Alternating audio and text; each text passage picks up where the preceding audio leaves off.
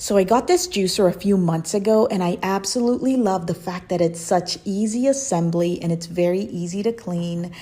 I'll show you how to take it apart towards the end once you're ready to clean up your juicer. But here I am making my juice for today, and I like the fact that it has 3 speed modes. It has a 1, a 2, and then a P. The P is their highest setting, which is their highest speed. And then for today, I'm just going to keep my speed at 1 since I'm basically just juicing very soft fruits and vegetables. But if you were to juice something like carrots or beets, you would probably want to go to speed 2 or maybe even the P. Now, here is my juice. As you can see, it's nice and clean.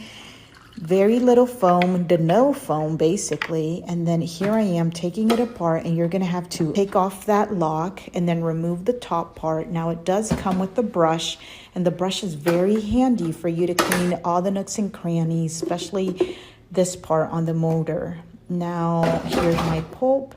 Would highly recommend this juicer.